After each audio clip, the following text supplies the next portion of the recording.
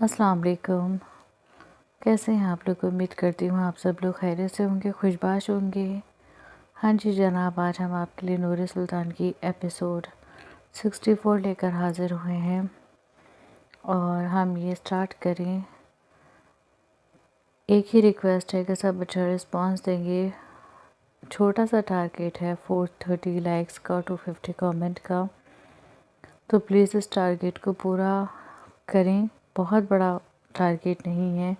اگر 3-3.5 ہزار لوگ ناول پڑھتے ہیں تو 430 لائک بہت چھوٹا ٹارگیٹ ہے۔ پلیز ٹارگیٹ کو پورا کریں، اس سے میری حوصلہ افزائی ہوگی۔ لٹرلی جب میں آپ لوگوں کا اتنا تھکا ہوا رسپانس دیکھتی ہوں تو مجھے کام کرنے کا من نہیں کرتا۔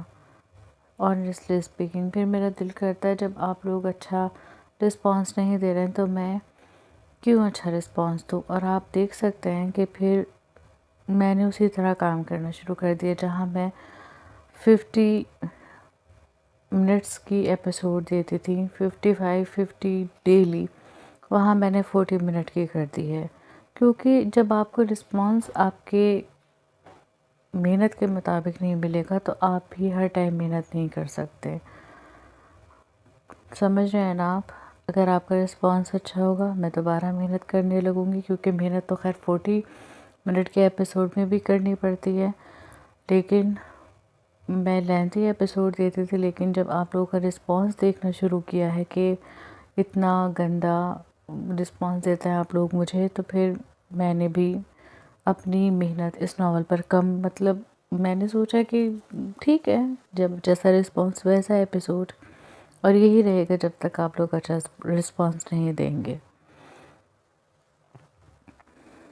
ابھی آپ پر ڈیپینڈ کرتا ہے، آپ لوگوں کو اچھا لانگ ایپیسوڈ چاہیے تو پھر میں دے دوں گی، لیکن آپ کے رسپانس کے بعد۔ چلنے بڑھتا ہے ناول کی جانب۔ آپ بھائی کو لندن بھیج رہے ہیں؟ فون رکھ کر اس نے پلٹ کر سلطان سے پوچھا، جو بیک گراؤنڈ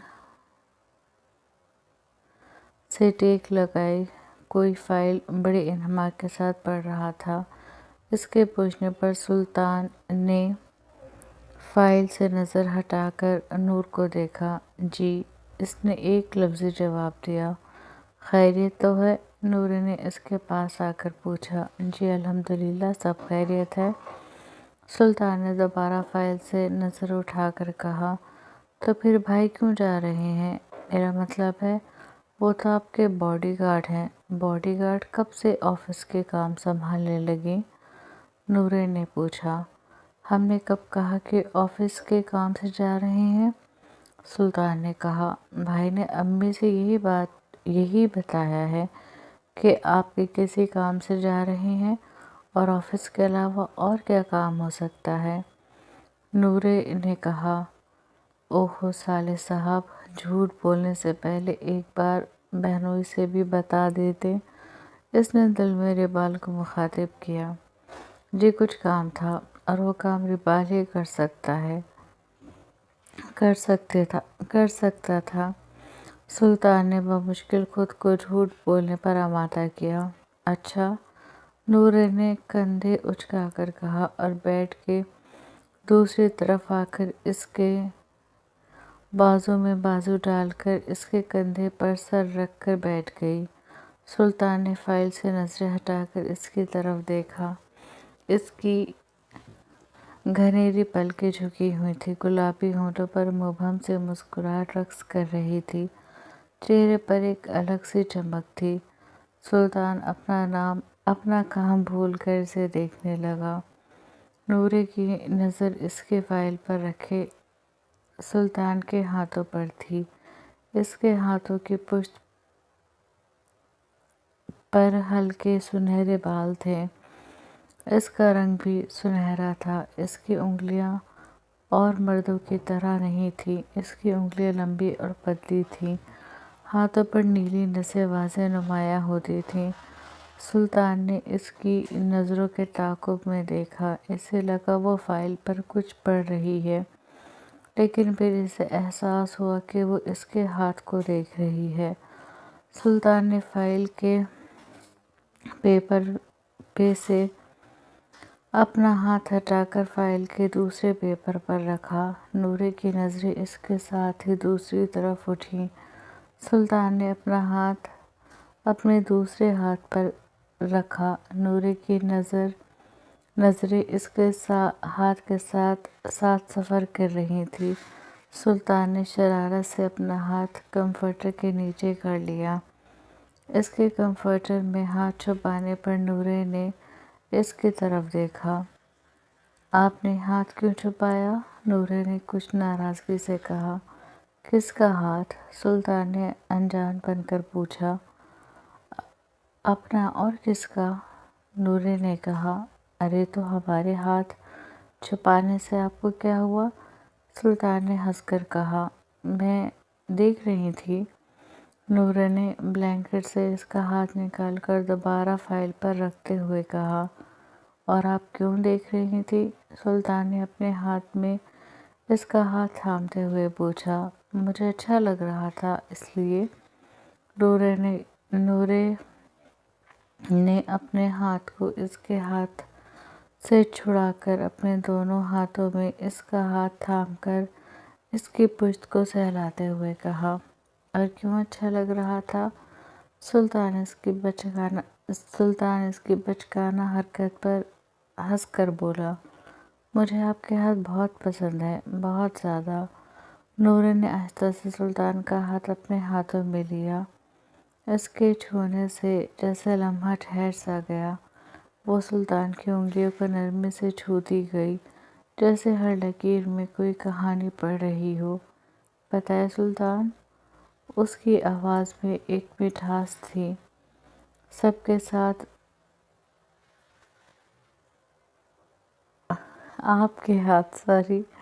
آپ کے ہاتھ بہت خوبصورت ہیں۔ ایسا لگتا ہے جیسے ان میں کسی کو تکلیف دینے کا حوصلہ ہی نہ ہو، بس تحفظ دینے کی فطرت ہو۔ سلطان نے مسکراتے ہوئے اس کی طرف دیکھا۔ اور آپ کو کیسے پتہ چلا کہ یہ ہاتھ کس کے لیے بنے ہیں؟ نورے نے نظریں اٹھا کر اسے دیکھا۔ شاید اسی کے لیے جس نے ان ہاتھوں کو اپنے سہارا بنا لیا ہے۔ اس نے آہستگی سے اپنی انگلیاں سلطان کی انگلیوں میں پھنسا دیں۔ ان کے درمیان ایک خاموش لمحہ بولا، ایک لمحہ جو کسی وعدے جیسے لگ رہا تھا۔ یہ ہاتھ جب میری پیشانی پر آتے ہیں نا، تو ہر درد ختم ہو جاتا ہے، جیسے ساری دنیا کا سکون انہی میں چھپا ہو۔ نورے محبت سے چور لہجے میں بولی۔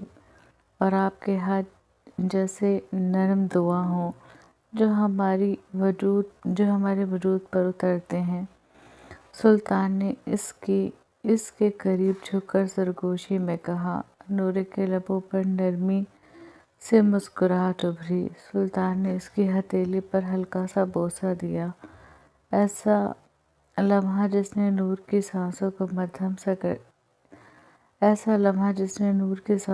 مدھم سا کر دیا۔ کمرے میں محبت کی خوشبو پھیل گئی۔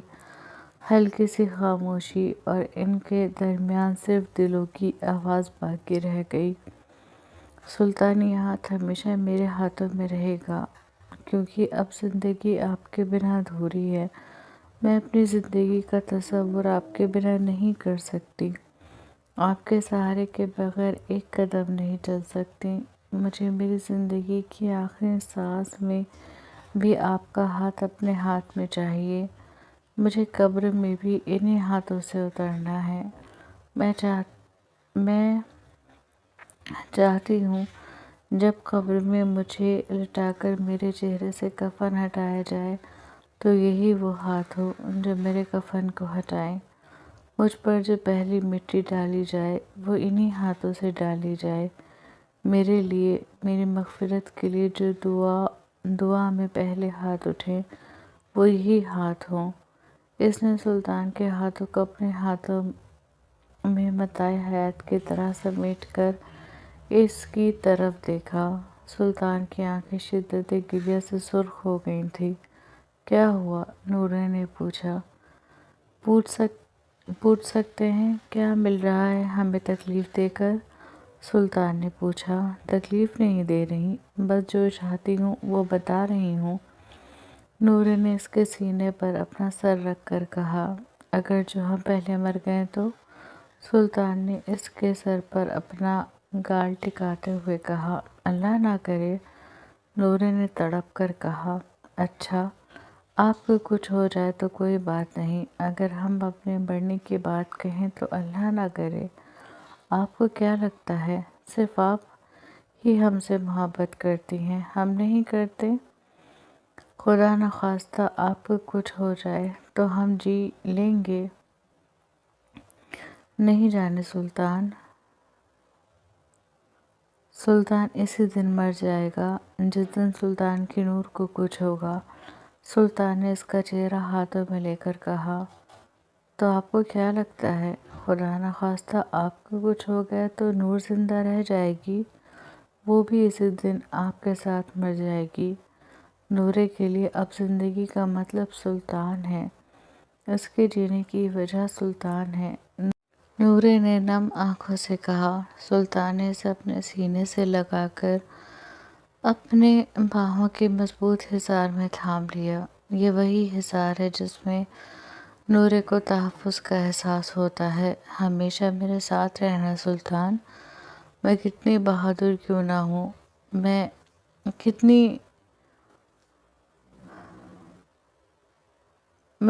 بہادر کیوں نہ ہوں، لیکن مجھے سہارے کی ضرورت ہے، اور صرف آپ کے سہارے کی۔ وہ اس کے سینے سے لگی کہہ رہی تھی۔ ہم آپ کے ساتھ ہیں ہمیشہ۔ سلطان نے اس کے بالوں پر لب رکھتے ہوئے اس سے وعدہ کیا۔ لیکن کیا سارے وعدے پورے ہونے کے لیے ہوتے ہیں؟ کیا قدرت آپ کو اتنی مہلت دیتی ہے کہ آپ اپنا ہر وعدہ پورا کر سکیں؟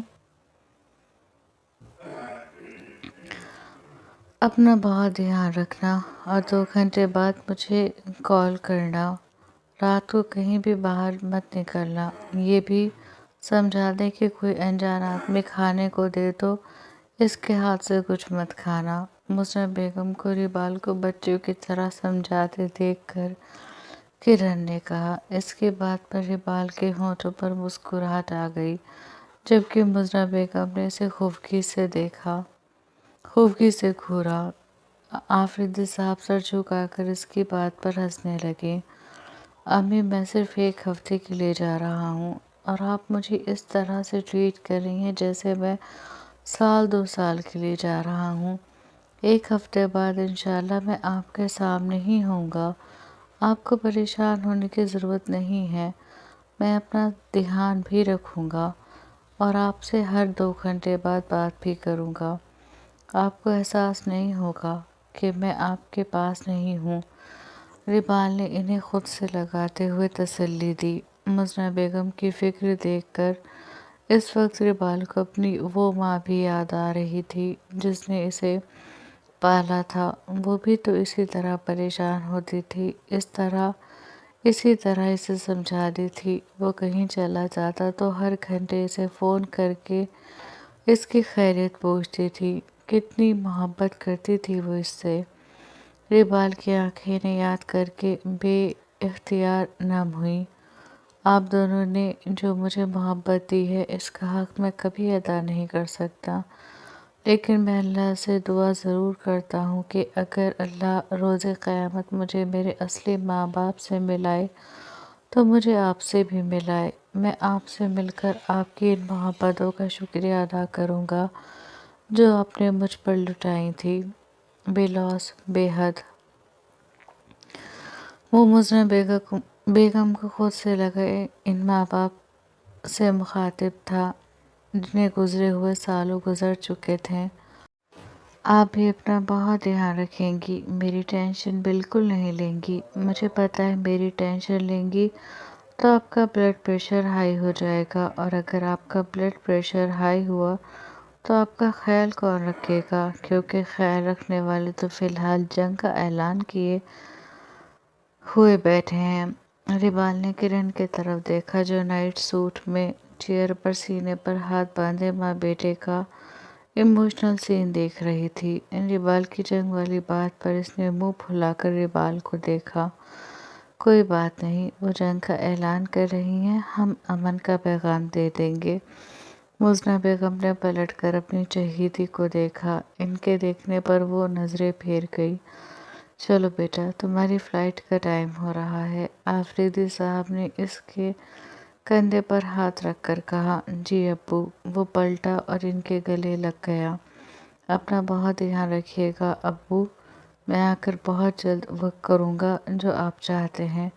इकबाल ने कहा तो आफरीदी साहब खुश हो गए। इनसे अलग होकर किरण के पास आया।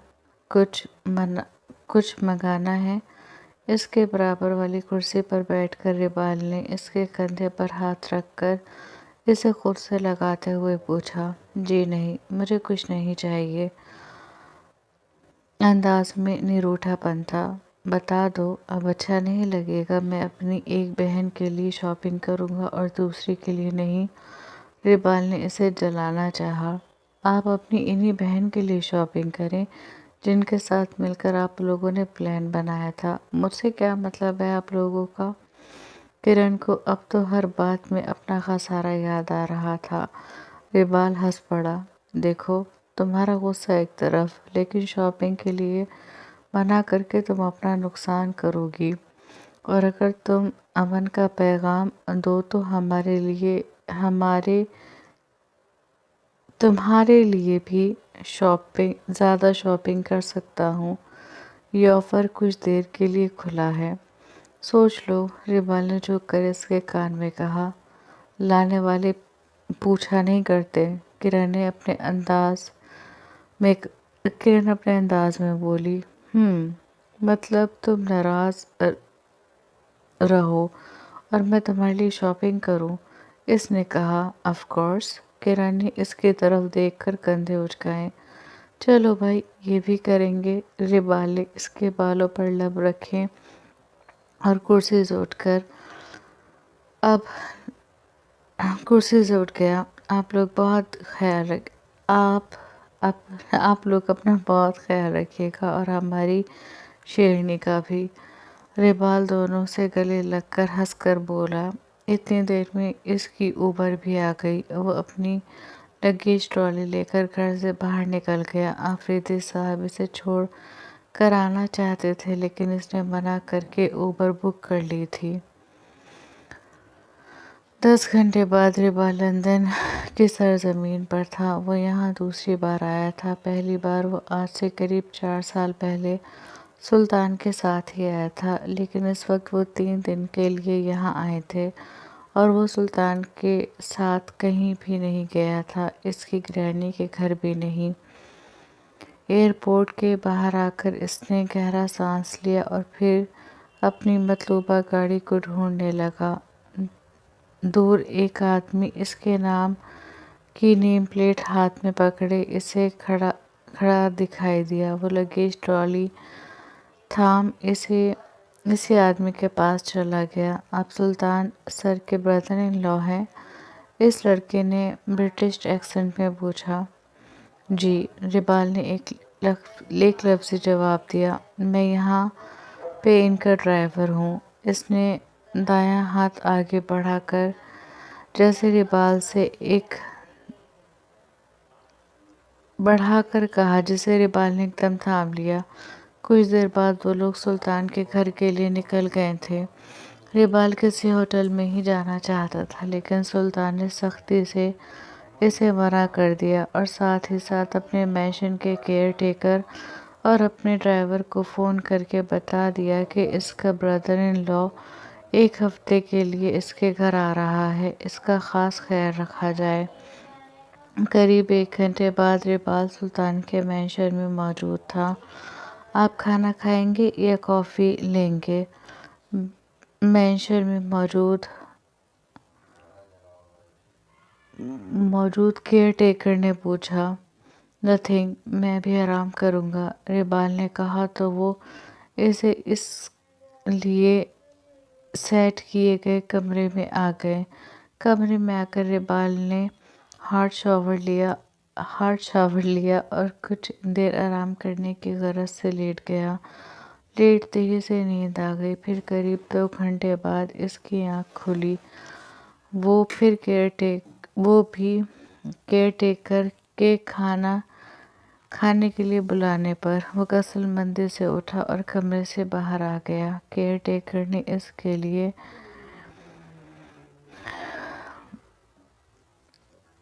انڈین ریسٹورنٹ سے کھانا منگوایا تھا۔ کھانا کھاتے ہوئے اس نے اپنے ہاتھ میں بندھی رسٹ واچ میں ٹائم دیکھا۔ اس وقت رات کے 7 بج رہے تھے۔ کیا مجھے اس سے ملنے ابھی جانا چاہیے؟ ربال نے کھانا کھاتے ہوئے سوچا۔ سنو۔ پھر اس نے کیئر ٹیکر کو آواز دے کر بلایا۔ یس سر۔ وہ اس کے پاس آ کر کھڑا ہو گیا۔ ایک ایڈریس ہے، اسے دیکھ کر بتاؤ وہ یہاں سے کتنی دور ہے؟ ربال نے اپنے فون میں سے جینیفر کا لکھا ہوا ایڈریس اسے دکھایا۔ کیئر ٹیکر نے ایڈریس دیکھا۔ مجھے تو سلطان سر کی گرینی کے گھر کا ایڈریس ہے۔ یہ تو سلطان سر کی گرینی کے گھر کا ایڈریس ہے، کیئر ٹیکر نے کہا۔ مجھے یہاں جانا ہے، ربال نے کہا۔ ابھی؟ اس نے پوچھا۔ اس کے پوچھنے پر ربال شش و پنج میں مبتلا ہو گیا۔ پھر کچھ دیر سوچنے کے بعد ربال نے ہاں میں سر ہلا دیا۔ میں تیار ہو کر آتا ہوں، تم میرے لیے اوبر بک کر دو، ربال نے کرسی سے اٹھتے ہوئے کہا۔ آپ ڈرائیور کے ساتھ چلے جائیں سر، کیئر ٹیکر نے جواب دیا۔ وہ اس وقت موجود ہوگا؟ ہاں سر۔ ٹھیک ہے، پھر میں تیار ہو کر آتا ہوں۔ اسے کہو مجھے سلطان بھائی کی گرینی کے گھر لے جائے۔ کہتے ہوئے ربال دوبارہ اپنے کمرے میں چلا گیا۔ اس نے دوبارہ باتھ لیا اور پھر اپنے کپڑے لے کر ڈریسنگ روم میں چینج کرنے چلا گیا۔ اس نے بلیک جینس پر بلیک ہائی نیک اور بیج کلر کی جیکٹ زیب تن کی تھی۔ ہلکے سنہرے بالوں کو ہاتھوں سے ہی سیٹ کیا تھا۔ بائیں ہاتھ پر گھڑی باندھ کر اس نے خود پر پرفیوم چھڑکا اور آئینے میں اپنا جائزہ لینے لگا۔ وہ اتنا ہینڈسم لگ رہا تھا جس کی کوئی حد نہیں۔ خود کو دیکھ کر اس نے گہرا سانس لیا اور پھر کمرے سے نکل گیا۔ سر باہر ڈرائیور آپ کا ویٹ کر رہا ہے، اس کے کمرے سے نکلتے ہی کیئر ٹیکر نے کہا۔ ربال ہاں میں سر ہلاتا مینشن سے باہر آ گیا۔ مجھے بوکے لینا ہے، پھولوں کی شاپ پر روکنا، گاڑی میں بیٹھتے ہوئے اس نے ڈرائیور سے کہا۔ اوکے سر، ڈرائیور نے کہا اور گاڑی سٹارٹ کر دی۔ قریب 20 منٹ بعد ڈرائیور نے ایک شاپ پر گاڑی روکی۔ ربال گاڑی سے اترا۔ اس کے سامنے پھولوں کی انگنت قسمیں رکھی تھیں۔ اسے سمجھ میں نہیں آیا وہ جینیفر کے لیے کون سا بوکے لے۔ بہت سوچنے کے بعد اس نے وائٹ ٹیولپ کا بوکے لیا اور آ کر دوبارہ گاڑی میں بیٹھ گیا۔ گاڑی پھر اپنی منزل پر رواں دواں تھی۔ جیسے جیسے منزل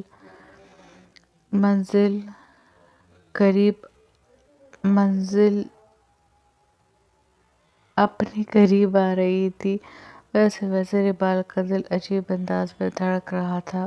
زندگی میں پہلی بار وہ ایسی صورتحال سے دوچار ہوا تھا جہاں وہ اپنے دل سے زیادہ سامنے والے کے دل کے آگے مجبور ہوا ہے، جہاں اسے اپنے جذبے کا کوئی پتہ نہیں، لیکن سامنے والے کے جذبے نے اسے میلوں دوری کا سفر طے کرنے پر مجبور کر دیا ہے۔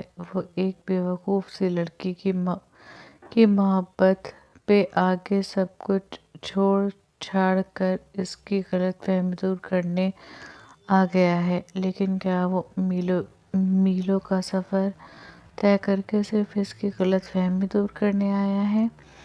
اس نے کھڑکی سے باہر جگمگاتی روشنیوں کو دیکھ کر سوچا اور گہرا سانس لے کر سیٹ کی پشت سے ٹیک لگا کر آنکھیں موند لیں۔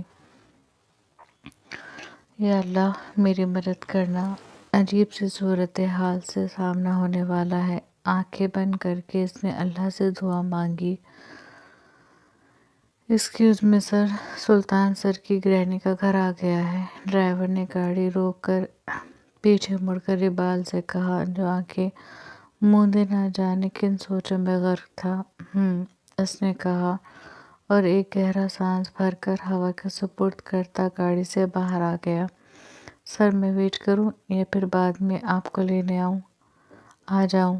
ڈرائیور نے پوچھا۔ آپ پریشان مت ہونا، میں خود آ جاؤں گا، اقبال نے کہا۔ نو سر، پریشان ہونے والی بات نہیں ہے۔ سلطان سر کا آرڈر ہے کہ آپ کو ذرا بھی پریشانی نہ ہونے پائے۔ ڈرائیور نے مؤدبانہ انداز میں کہا۔ میں سلطان کو کچھ نہیں بتاؤں گا، اقبال نے مبہم سے مسکراہٹ ہونٹوں پر سجا کر کہا تو ڈرائیور بھی ہنس پڑا۔ اوکے سر، ٹیک کیئر، کہتے ہوئے ڈرائیور وہاں سے چلا گیا، جبکہ اقبال نے دوبارہ گہرا سانس بھر کے ہوا کے سپرد کرتے ایک چھوٹے سے لیکن بہت خوبصورت گھر کو دیکھا۔ اس نے اپنی جیکٹ درست کی، اپنے بالوں میں ہاتھ پھیرا اور اللہ کا نام لے کر آگے بڑھ گیا۔ مین گیٹ ایسے ہی لگا ہوا تھا۔ اس نے اوپر سے لاک کھولا اور اندر داخل ہو گیا۔ اندر آ کر وہ بیرونی دروازے کے سامنے کھڑا ہوا۔ بیرونی دروازہ بند تھا۔ اس نے ڈور بیل بجائی۔ کچھ دیر بعد ایک ادھیڑ عمر عورت اس کے سامنے تھی۔ یس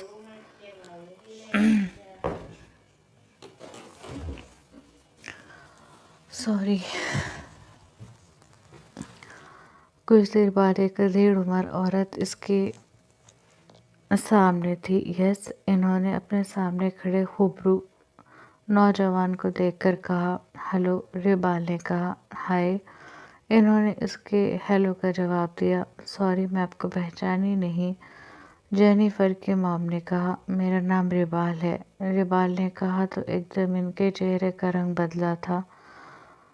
مارتھا کون ہے؟ پیچھے سے ڈیوڈ صاحب کی آواز آئی۔ اقبال، انہوں نے مڑ کر کہا تو ان کے چہرے کا رنگ بھی لمحوں میں بدلا تھا۔ جس چہرے پر ابھی تک پہچان کی کوئی رمق نہیں تھی، اچانک ہی اس چہرے پر غصے کا عنصر چھایا تھا۔ کیوں آئے ہو تم یہاں؟ انہوں نے آگے بڑھ کر اقبال کے سینے پر ہاتھ مار کر اسے دھکا دیتے ہوئے پوچھا۔ اقبال لڑکھڑا کر 2 قدم پیچھے ہوا۔ بتاؤ کیوں آئے ہو تم یہاں؟ بتاؤ کیوں آئے ہو تم یہاں؟ تماشا دیکھنا آئے ہو میری بیٹی کا؟ یہ دیکھنا آئے ہو کہ وہ زندہ ہے یا مر گئی؟ انہوں نے اقبال کے پاس جا کر دوبارہ اس کے سینے پر ہاتھ مار کر پوچھا۔ پلیز آپ میری بات سنیں، اقبال نے مدھم لہجے میں کہا۔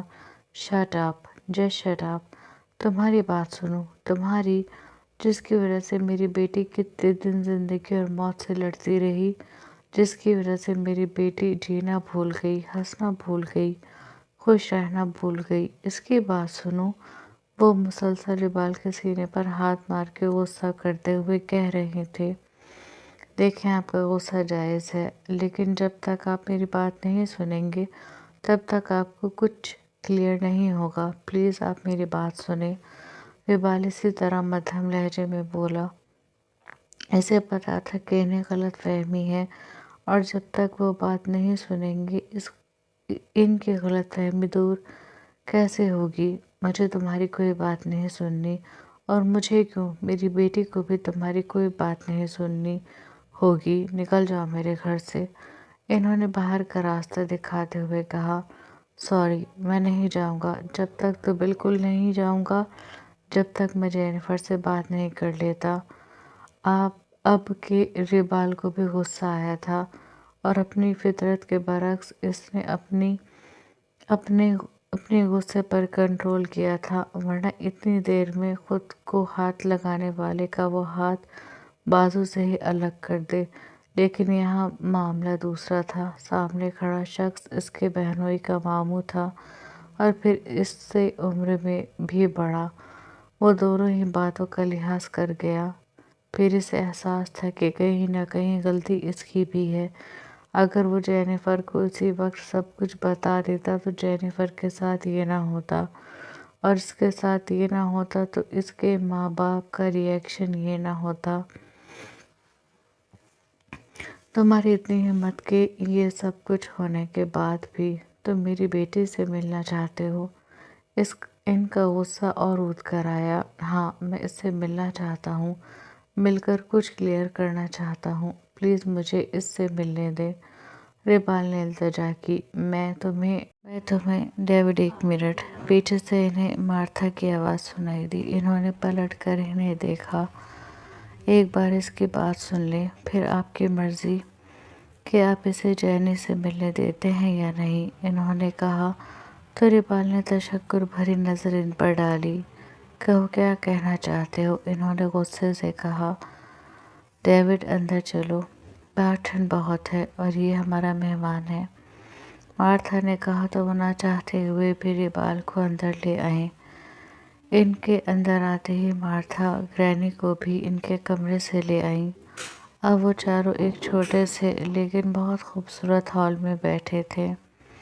گرینی کی نظر ریبال پر تھی، جو سر جھکائے ان کے کچھ پوچھنے کا منتظر تھا۔ اپنے بارے میں بتاؤ، سب کچھ، اور یہ بھی کہ جینیفر سے تمہاری ملاقات کہاں ہوئی، ڈیوڈ نے کہا۔ گرینی نے انہیں کچھ نہیں بتایا تھا۔ میرا نام ریبال اسفند آفریدی ہے، میں آپ کے بھانجے سلطان کا باڈی گارڈ اور ان کی بیوی کا بھائی ہوں، ریبال نے بڑے ٹھہرے لہجے میں کہا۔ سلطان کا باڈی گارڈ تو گرینی کو پتا تھا، لیکن اس کی بیوی کا بھائی، یہ خبر ان کے لیے بھی شاکنگ تھی۔ کیا؟ تینوں نے ایک ساتھ کہا۔ جی، ریبال نے آہستہ سے ہاں میں سر ہلایا۔ پلیز، اب آپ لوگ میری بات بہت دھیان سے سنیں گے، میں جو کہوں گا ایک ایک بات سچ کہوں گا، ریبال نے سنجیدہ لہجے میں کہا، اور پھر شروع سے آخر تک انہیں سب کچھ بتاتا چلا گیا، یہ بھی کہ وہ کتنے سال بعد اپنے ماں باپ سے ملا ہے۔ اس نے ایک ایک چیز ان کے سامنے کھول کر رکھ دی۔ اس نے کچھ نہیں چھپایا تھا، یہ بھی نہیں کہ یہ پسند صرف جینیفر کی طرف سے ہے، اس کی طرف سے اس رشتے میں کوئی انوالومنٹ نہیں ہے۔ کیا جو تم نے کہا وہ سچ ہے؟ گرینی نے پوچھا۔ 100% سچ ہے، ریبال نے کہا۔ تم جینیفر سے محبت نہیں کرتے؟ انہوں نے مدھم سرگوشی میں پوچھا۔ نہیں، اس نے نفی میں سر ہلایا۔ وہ تینوں ایک دوسرے کو دیکھنے لگے۔ تینوں کے دل کو ایک دکھ، ایک تکلیف نے آ گھیرا تھا۔ تو اب کیا چاہتے ہو تم؟ ڈیوڈ نے پوچھا۔ مجھے جینیفر سے ملنا ہے، اسے معذرت کرنی ہے، ریبال نے کہا۔ اس کی طبیعت ٹھیک نہیں ہے، وہ یہاں نہیں آ سکتی، اگر تم جانا چاہتے ہو تو اس سے اس کے کمرے میں جا کر مل لو، گرینی نے کہا۔ ٹھیک ہے، کہاں ہے اس کا کمرہ؟ ریبال نے پوچھا۔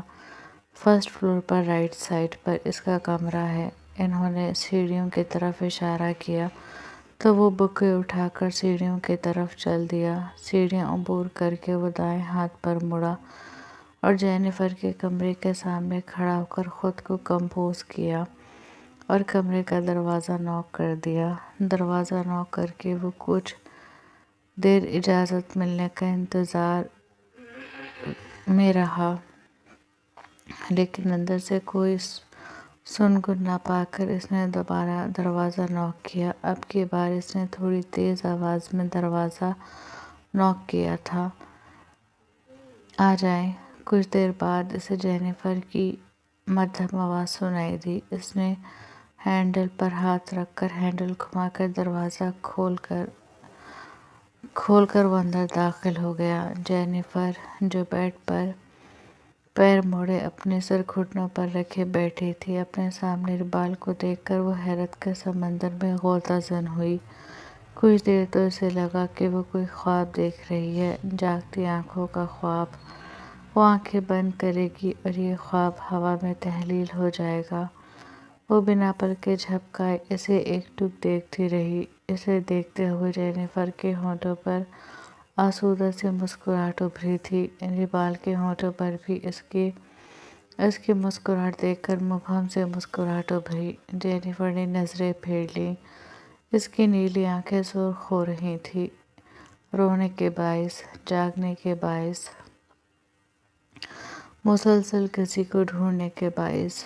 اتنا نہ یاد آیا کرو کہ سو نہ سکے، صبح سرخ آنکھوں کا سبب پوچھتے ہیں لوگ۔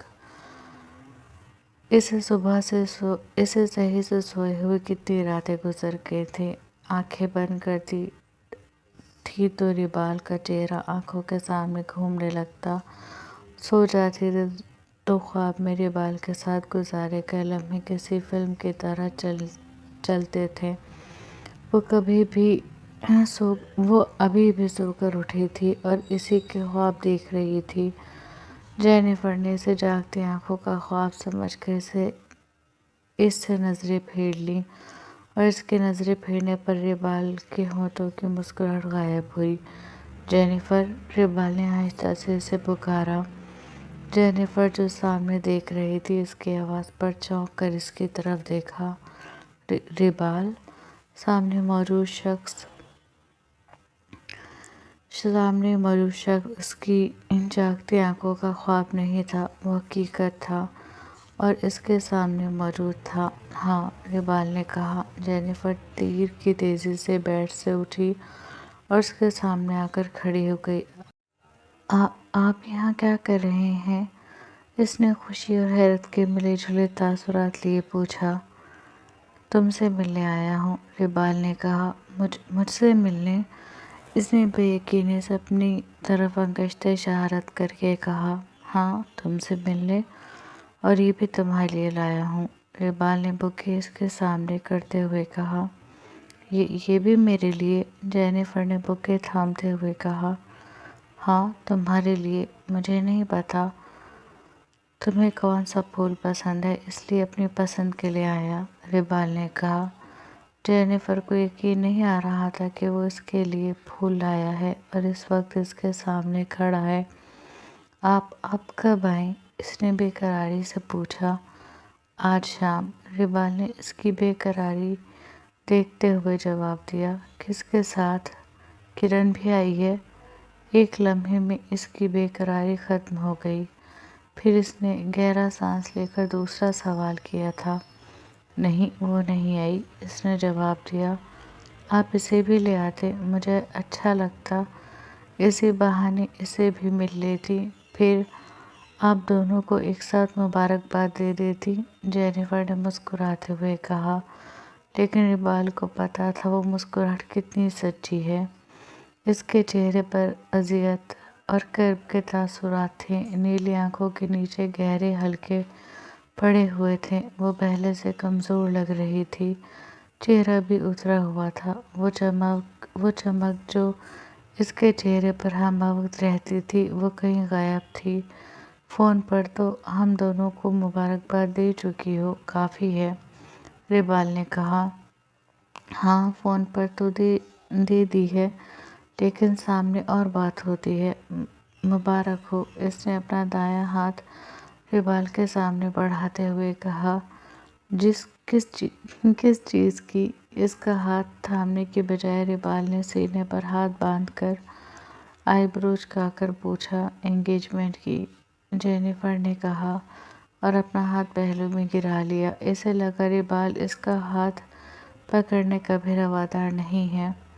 تو جس کی انگیجمنٹ ہوئی ہے اسے مبارکباد دو، مجھے کیوں دے رہی ہو؟ ریبال نے بڑے سکون سے جواب دیا۔ جینیفر کو کچھ سمجھ میں نہیں آیا، وہ نہ سمجھی سے اسے دیکھتی رہی۔ ایسے کیا دیکھ رہی ہو؟ ریبال نے مسکرا کر پوچھا۔ آپ کہہ رہے ہیں جس کی انگیجمنٹ ہوئی ہے اس کو مبارکباد دو، تو آپ کی انگیجمنٹ کرن سے ہوئی ہے تو میں آپ کو دے تو رہی ہوں، جینیفر نے کہا۔ میڈم، کرن کی انگیجمنٹ نہیں، کرن کا نکاح ہو چکا ہے، ریبال نے کہا تو جینیفر کے چہرے پر درد کی ایک لکیر واضح ابھری تھی جو ریبال کی آنکھوں سے مخفی نہ رہ سکی۔ نکاح؟ وہ زیر لب بڑبڑائی۔ ہاں جی، نکاح، لیکن میرے ساتھ نہیں، کسی اور کے ساتھ۔ ریبال کو اب اس ڈرامے کا ڈراپ سین کرنا بہتر لگا۔ اس کی حالت بتا رہی تھی اگر وہ اس سے زیادہ اس ڈرامے کو کھینچے گا تو وہ جان سے ہی چلی جائے گی۔